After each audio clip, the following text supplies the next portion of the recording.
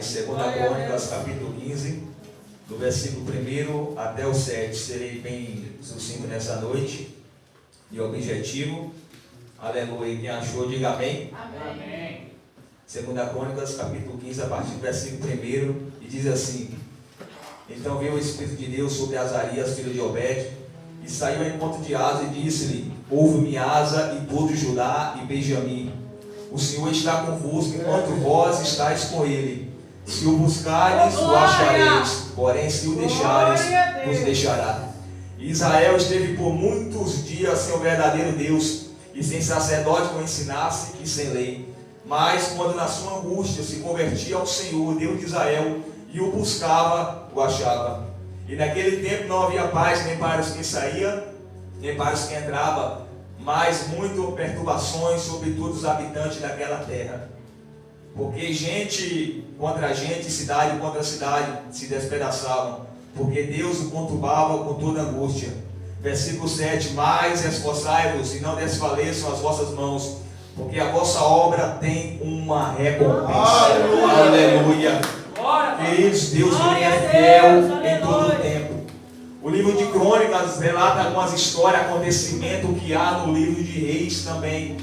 Mas para nós entendermos aqui com o rei Asa o tempo da monarquia, nós bem sabemos que houve um tempo conhecido como governo teocrático, que era Deus que governava a nação de Israel. Já existia reis nas nações vizinhas, mas na nação de Israel era Deus que governava através de libertadores como Moisés, líderes, juízes como Josué, Sansão, Jefté, Eude, como profetas. Deus tinha pessoas a seu encargo, que quando ele falava através de um sacerdote ou de alguém, o povo era redigido pela ordem que vinha de Deus. Mas nós bem sabemos que quando o povo de Israel, eles começam a pedir agora a Samuel e clamar pelo rei, alguém que governasse perante ele, alguém de carne e osso como nós. A partir daquele momento o governo teocrático acaba, agora começa o governo monarco, que eram os reis. Nós percebemos que quando um rei ele morria, outro, principalmente da sua linhagem, um filho sucedia ao trono. Um ia, outro se estabelecia. O reino não era eterno, porque era passado de um para o outro. Mas nós conhecendo alguém que fala que o seu reino é sempre eterno, o seu reino é inabalável, na sua cadeira ninguém se assenta, e ele está acima de tudo e acima de todos. Aleluia. E ele governa com seu cetro de justiça. Primeiro rei escolhido, Saul. Saul começa bem. Tem um ditado que fala que os meios justificam os fins, ou é o contrário.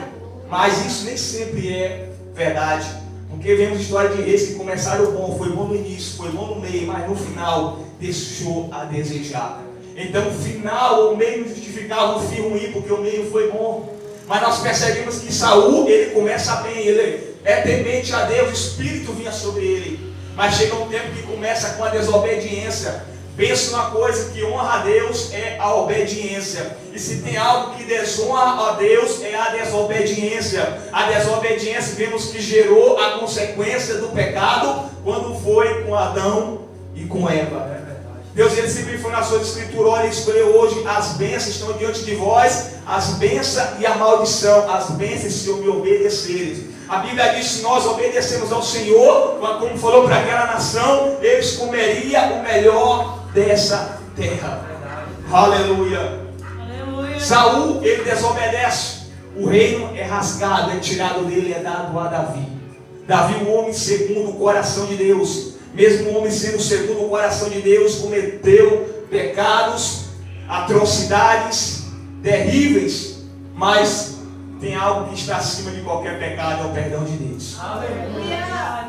O perdão de Deus, ele é maior do que o pecado que nós cometemos, com exceção de alguns como blasfema contra o Espírito Santo. A Bíblia fala que Davi, ele é um rei. Ele governa sobre a nação de Israel e de Judá. O reino é unificado, uma nação só, sobre a governança de um líder. Depois que Davi chega na sua velhice, ele chama o seu filho Salomão e fala: olha, eu estou morrendo, agora você seja homem de obedecer todos os estatutos e a lei do Senhor, sem desviar nem para a direita e nem para a esquerda. A preocupação de Davi era deixar o reino na mão de alguém que não tinha um compromisso com Deus, com as suas leis e com a obra do Senhor. Salomão, ele é estabelecido como rei. Salomão, ele pediu a Deus sabedoria.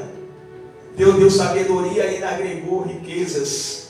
Ó Salomão, porque tu me pediu outra coisa além de sabedoria, eu vou acrescentar as demais coisas, porque se nós tivermos bens, qualquer coisa não tiver sabedoria para administrar, é como um pássaro voando longe das nossas mãos. Mas nós devemos pedir a sabedoria que vem do alto, porque a Bíblia diz que a sabedoria desse mundo ela é diabólica. Porque tem pessoas que têm uma sabedoria, uma inteligência tão grande, mas usa para fazer o mal, para hackear, para construir bombas, para construir armas, para destruir outros. Mas Deus, ele capacita o seu povo. Salomão, ele governa, foi um dos homens mais sábios do seu tempo. Mas mesmo o homem sendo sábio, chegou um tempo que ele desviou-se do caminho do Senhor, começou a se prostrar diante de ídolos, das nações a qual ele fez aliança. Salomão, ele começou a se desviar do Senhor. No livro de Eclesiastes de Cantares, na sua mocidade, ele está ali, aquele jovem romântico, escrevendo cartas para a sunamita. No livro de Provérbios, ele já está um homem maduro e vai deixando instruções, conselhos. No livro de Eclesiastes, ele já está com a sua idade avançada. Ele já está, olha, com seus dias, com seus anos chegaram para ele. E quando ele deixa em Eclesiastes capítulo 12, lembra-te do teu Criador no dia da tua mocidade, antes que venham os maus dias e chega o tempo a qual venham dizer: eu não tenho neles alegria. Quando Salomão morre, pensa aí, Salomão era um homem sábio, extremamente sábio. Mas mesmo assim tinha pessoas para o aconselhar, tinha anciões para estar ao lado dele, para o ajudar, para ministrar nos ofícios reais. Então ele chega para esses anciões e fala: eu faço o quê? O que eu devo fazer? Qual é a resposta que eu devo dar? E ele falou: se você usar de benevolência com esse povo, eles vão sujeitar você, vocês vão reinar em paz, vai ter um reinado de paz. Mas o que Robão faz?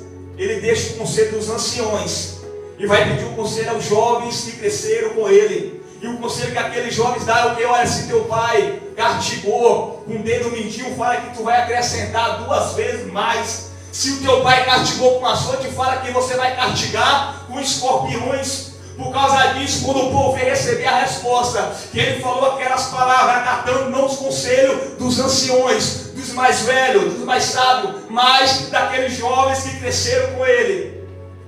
O reino é dividido. 10 tribos abandonam ele, apenas 2, Judá e Benjamim, mesmo assim, por aliança ao reinado do trono de Davi. Sabe o que eu fico meditando às vezes? Nós descartamos aquilo que para nós é velho. Às vezes nós falamos: não é cafona, não, isso aí já passou, é tempos passados, eu prefiro a atualidade, eu prefiro as coisas do agora, eu prefiro as coisas coach, o evangelho que apenas só bate nas costas, mas não fala de arrependimento, não fala do céu, não fala do inferno. Às vezes nós olhamos para aqueles cristãos de outrora, daquelas gravatas largona, aquelas calças quadradas, não estou falando de vestimenta, eu estou falando das maneiras, que não o crente cafona naquele tempo. Mas quando abria a boca, o céu se abria, a glória descia. Queridos, devemos ter muito cuidado, porque às vezes nós estamos descartando, deixando quieto aquilo que agrega, aquilo que vai nos ensinar, por escolher aquilo a qual nossos olhos estão querendo. Nós às vezes queremos alguém que tem o mesmo pensamento que nós, a mesma visão que nós temos. Às vezes vamos nos aconselhar com alguém que tem o mesmo propósito com nós. Só que às vezes o fator principal é alguém que pensa diferente de mim e de você. É alguém que tem uma visão diferente, porque aí pode te aconselhar. No livro de Tito fala assim: olha, as mulheres mais novas, estou falando que nós vamos gerar serve para os homens também. Aprenda com as mais velhas, porque tem experiência, porque tem conselho, tem história, tem marcas. Aleluia! Nós devemos aprender com aqueles que sabem mais do que nós. Devemos aprender com aqueles que têm mais experiência do que nós, que tem mais tempo, que tem marcas, que tem cicatriz, que já passou, que sabe como é, sabe de onde estava e pode te falar. E às vezes nós estamos querendo alguém que está na mesma situação que nós e não desfrutamos de um bom conselho. Por causa disso, o reino foi dividido por mais que já havia previsto por Deus que isso iria acontecer. 10 tribos vai agora servir a Jeroboão. Jeroboão estava fugindo lá do Egito porque estava com medo de Salomão quando estava em vida. Mas quando Salomão morre, o povo vai trazer agora Jeroboão de volta para constituir ele como rei sobre as 10 tribos de Israel. Jeroboão, ele foi mal diante dos olhos do Senhor. Se vamos ver, a maioria dos reis, quando entrava no trono, estabelecia no trono, era mal diante de Deus, porque desobedecia o estatuto, desobedecia as leis do Senhor. E quando um líder era ruim, era mal, a nação acompanhava ele, se tornava ruim também. Quando o líder era justo, a nação se tornava justa. Mas quando o líder era mau, a nação se tornava mal e corrupta. Para você ver o poder de uma liderança. E eu falo liderança geral no trabalho, em casa, ministerial, profissional. Aleluia. A incumbência que está diante de vocês. Eu sempre falo, nós que somos pais, nós somos o espelho dos nossos filhos. Nós que servimos a Cristo devemos ser o espelho de Jesus Cristo. A Bíblia diz que Roboão, agora com as 2 tribos, no livro de 2ª Crônica, vai dizer que ele se fortaleceu, construiu cidade, construiu armazéns. Pelo período de 3 anos ele ainda foi entregue diante de Deus. Mas quando disse que ele se estabeleceu, que o seu trono estava firmado, ele começou agora a abandonar as coisas de Deus, a rejeitar a lei. Naquele tempo a lei era a palavra. Hoje nós temos essa palavra e muitas das vezes nós também a rejeitamos. Eu falo rejeitando não de ouvirmos uma pregação, às vezes rejeitamos ela dentro da nossa casa, às vezes rejeitamos ela em qualquer lugar, deixamos aberta ou fechada. Às vezes rejeitamos a palavra de Deus. Então levanta-se Abias. Abias também era um rei mau. Abias não andou segundo a vontade de Deus, mas fala que andou nos caminhos de Roboão, seu pai.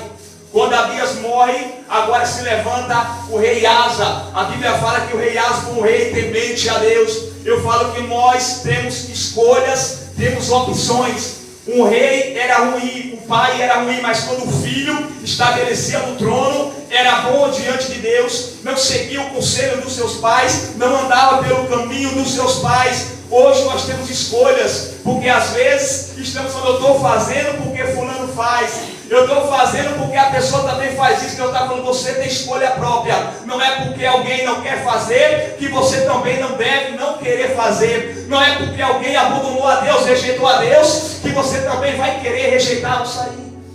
É verdade. Você tem escolha. A Bíblia fala que quando o rei Asa, ele se levanta diante de Deus, ele foi um reformador espiritual. Enquanto Neemias ele se levantou para construir as muralhas de Jerusalém que havia sido destruída, reformar as portas da cidade, Azias, o rei Asa, ele foi um reformista espiritual. Porque fala, aleluia, que ele tirou, aboliu todos os ídolos que os reis posterior havia colocado. Ele tirou as imagens de escultura, ele limpou até a sua avó, que era rainha no trono, ele tirou, ele baniu e quebrou o ídolo de Azerá que ela havia feito. Eu quero falar que servir a Deus, às vezes temos que abrir mão de coisas que talvez nós gostamos, abrir mão às vezes de amizades, abrir mão, aleluia, de coisas que está no meio da nossa família ou parentela. Lembre-se, quando Deus chama Abraão, Abraão, sai do meio da tua terra e da tua parentela e vai para uma terra que eu vou te mostrar. Quando Deus, ele levanta, aleluia, glória a Deus, Gideão, e fala, Gideão, quebra os altares do teu pai, quebra o altar de idolatria do teu pai. E foi isso que ele fez. A nação queria matar ele depois. Mas eu falo que ele é duro servir a Deus. Obedecer a Deus não é fácil. Porque às vezes a ordem que Deus dá é de contrário àquilo que a gente quer ou espera. Ele fala, Deus fala comigo. Quando Deus fala, eu quero que tu abra mão disso aqui. Se Abraão falar, Deus fala comigo, fala, não, tu quer que eu fale com tu? Coloca o teu filho no altar para mim. Deus fala comigo, tá bom, eu não quero isso aqui que tu está fazendo, não me agrada. A Bíblia diz que o rei Asa, ele aboliu, tirou tudo aquilo. E a Bíblia fala que Deus, ele começa aqui depois que ele tiraram todos os ídolos, que Deus tinha dado paz ao seu reino. Deus levanta agora o profeta Azarias e chega com essa mensagem para ele, mas isso aqui é uma mensagem de incentivo e de consolo. Então o Espírito de Deus veio sobre Azarias. Toda vez que o Espírito de Deus vem ou vinha sobre alguém, algo sobrenatural acontecia. A Bíblia fala que a força de Sansão não estava no cabelo, porque diz que era quando o Espírito vinha sobre Sansão, ele tinha uma força absurda. Mas cortou o cabelo, porque tinha um voto de Nazireu. Cortou o cabelo, cortou o voto, mas a força de Deus vinha quando o Espírito descia sobre Sansão. Quando o Espírito vinha sobre alguém, dava a palavra de sabedoria, como deu para Estevão, para debater com aqueles que queriam questionar, distorcer a veracidade do Cristo, da palavra. E a Bíblia diz que aquelas pessoas não podiam contender com o Espírito com que Estevão falava. Quando o Espírito vem sobre alguém, aleluia, ele renova, ele dá graça. Quando o Espírito veio sobre a igreja, lá no livro de Atos 2, as pessoas começaram a falar em línguas repartidas como de fogo. Quando o Espírito vem sobre alguém, ele dá força para suportar a dificuldade. Quando o Espírito de Deus vem, aleluia, não dá força para suportar a dificuldade, as lutas, as tribulações. Glória a Deus. E Deus, ele tem derramado esse Espírito sobre a igreja, sobre nós, queridos, aleluia. O Espírito de Deus veio sobre Azarias, e saiu ao encontro e disse: ouve-me, Asa, e todo Judá e Benjamim, o Senhor está convosco. Eu separei alguns tópicos aqui, querido, o Senhor está convosco. É um prazer tão imenso como nós ouvimos isso de Deus.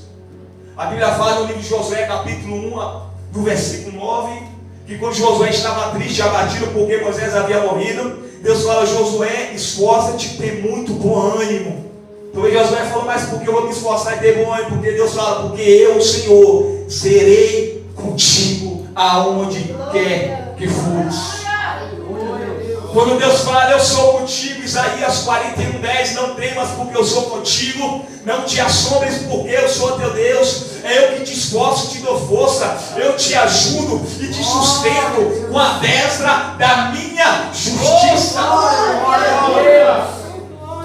Moisés era um homem acostumado a andar com a presença de Deus. Quando o povo desobedeceu a Deus, Deus falou: Moisés, eu não vou no meio desse povo, eu vou enviar meu anjo que vai diante de vocês. E Moisés fala: se o Senhor não for conosco, na tua presença, não nos faça sair daqui.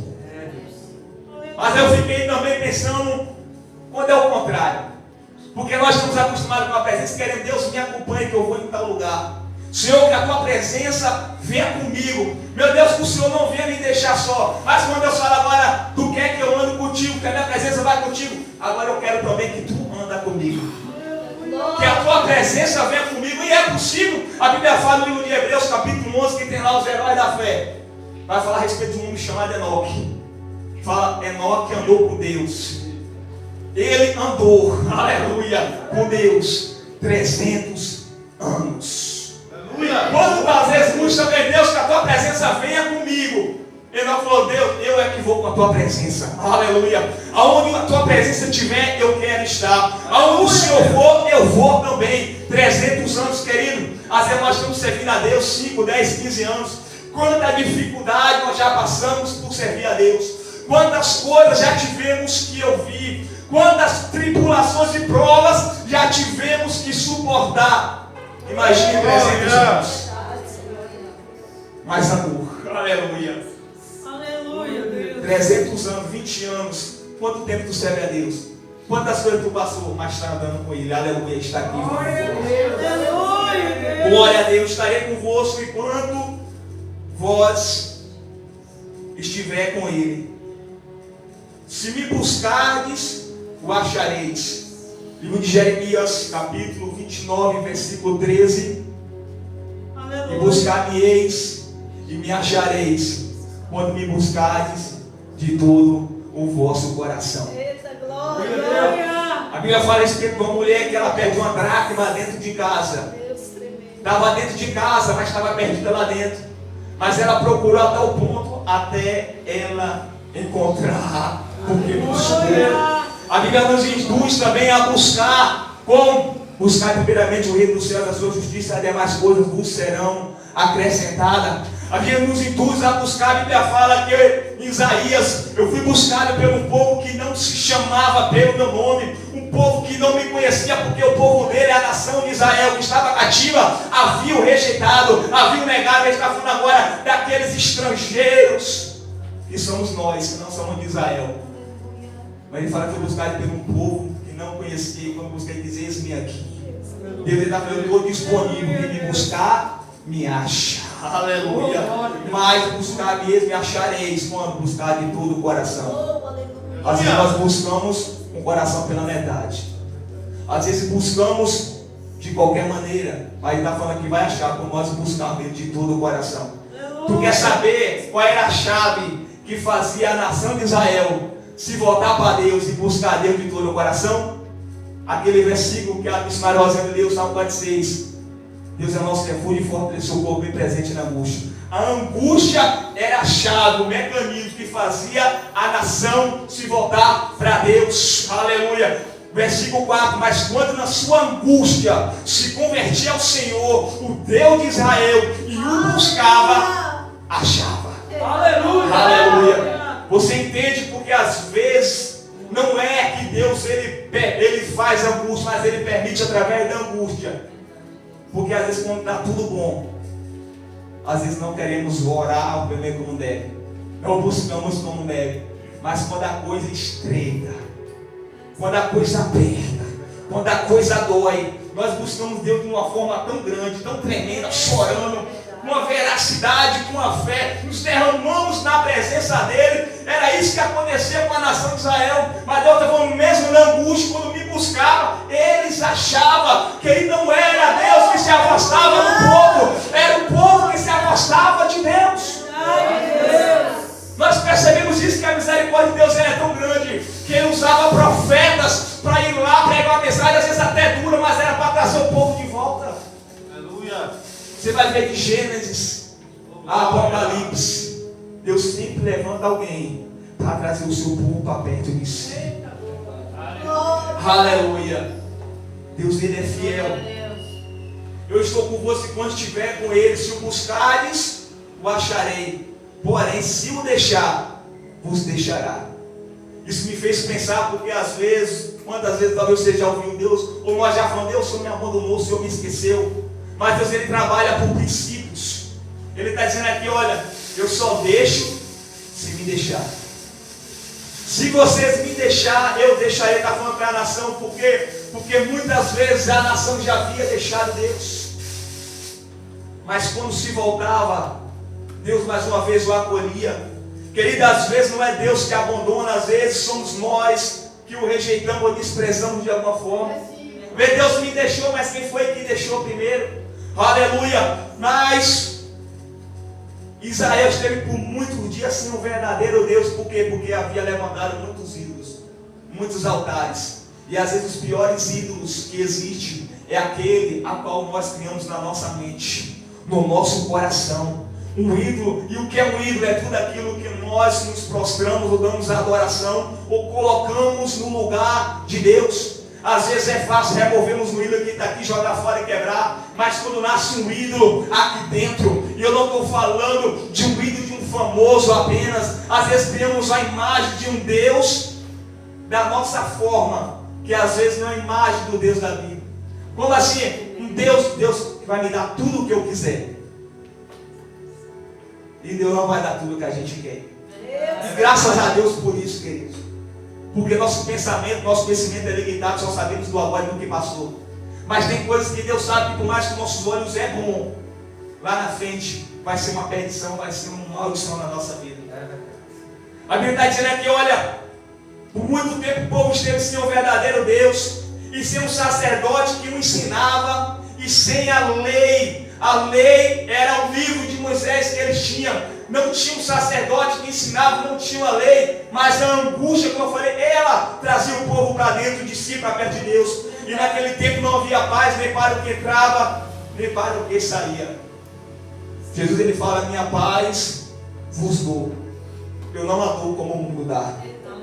Você entende que o mundo ele oferece um tipo de paz.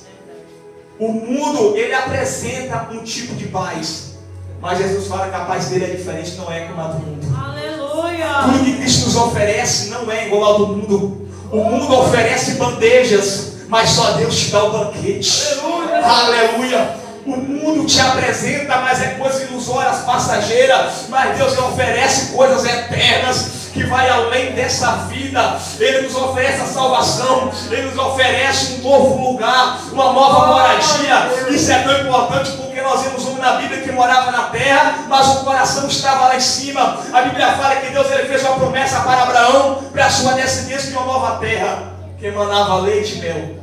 E em Hebreus vai falar que Abraão já estava naquela terra, mas ele estava vivendo como se fosse uma terra alheia, que não pertencia a ele, porque ele aguardava uma cidade que tem fundamento, a qual construtor e arquiteto é Deus. Jesus ele tem a paz. O jugo que Roboão queria botar em cima do povo é o jugo que Jesus veio para tirar no livro de 1 de João, capítulo 11, versículo 30. O meu jugo é suave.